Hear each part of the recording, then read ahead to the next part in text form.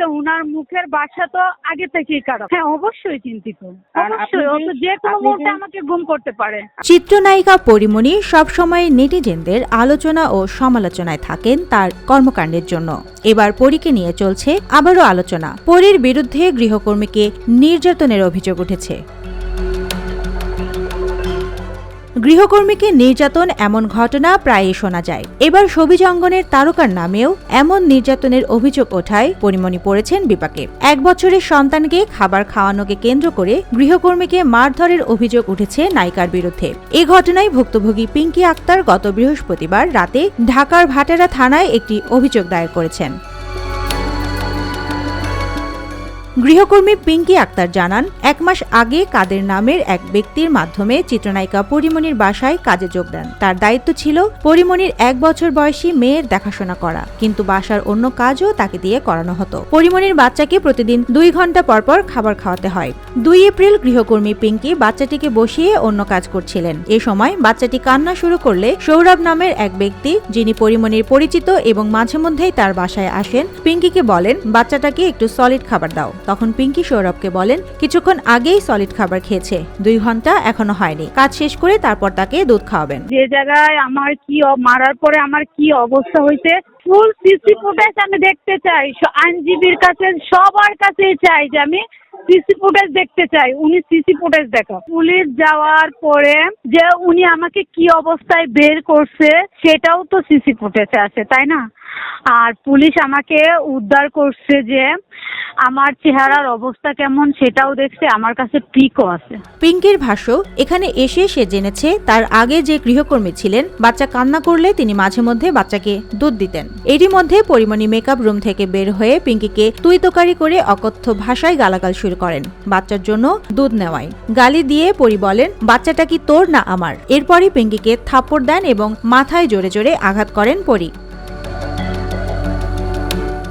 পিঙ্কি বলেন মারধরের পর আমি জোরে জোরে কান্না করতে থাকি এবং তাকে বলি আমি আর পারছি না, আমাকে হাসপাতালে নিয়ে যান।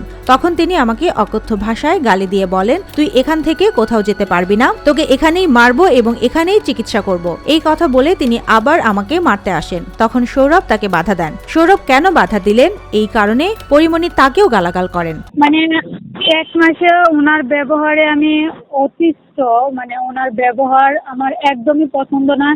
উনার ম্যানেজার, যে ম্যানেজারে আমাকে আনছিল, আমার এজেন্সি, ওনার ম্যানেজারের সাথে যে কথা বলে দিছিল যে আমি মেসেজ দিছি থাকবো না, ওই ম্যানেজারও যে আমাকে বলছে আনার পরে বলছে পরে আর কিছু জানে না, এগুলো সবগুলাই আমার কাছে ডকুমেন্টস আছে।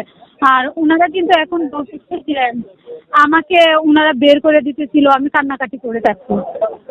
আমাকে মায়ের 2 তারিখ করছে, আর অশ্লীল ভাষায় গালিগালাজ তো আগেও করছে।